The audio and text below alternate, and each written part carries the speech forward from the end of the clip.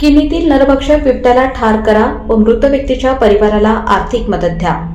वनमंत्री नामदार गणेश नाईकांनाही निवेदन. ग्रामस्थांचा तीव्र आंदोलन छेडण्याचा इशारा. तालुक्यातील किन्ही येथे 2 डिसेंबर रोजी 65 वर्षीय भागुबाई विश्वनाथ खोडदे या वयोवृद्ध महिलेचा बिबट्याच्या हल्ल्यात मृत्यू झाला आहे. परंतु अद्याप हल्ला केलेल्या नरभक्षक बिबट्याला ठार करण्यासाठी वरिष्ठ कार्यालयाकडून आदेश प्राप्त झालेले नाहीत.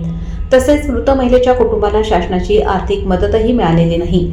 त्या पार्श्वभूमीवर शुक्रवारी शेतकरी नेते अनिल देठे पाटील, संग्राम खोडदे, प्रताप खोडदे, विशाल देठे, मोहन मोडवे, सुनील खोडदे, किरण पवार, नितीन खोडदे, गोरक्ष खोडदे यांच्या शिष्टमंडळाने तालुका वनपरिक्षेत्र अधिकारी गजानन धाडे यांच्या कार्यालयात लेखी निवेदन दिले आहे. सदरचे निवेदन धाडे यांच्या वतीने के.एस. साबळे यांनी स्वीकारले आहे. निवेदनात म्हटले आहे की मृत व्यक्तीच्या परिवाराला शासन नियमानुसार तरतूद असलेली आर्थिक मदत तातडीने मिळावी व नरभक्षक बिबट्याला जेरबंद किंवा ठार करण्यासाठी पुढील कार्यवाही तात्काळ करण्यात यावी. अन्यथा किन्ही, बहिरोबावाडी, करंदी, कोरेगाव, तिखोल ग्रामस्थांच्या वतीने तीव्र आंदोलन छेडण्यात येईल.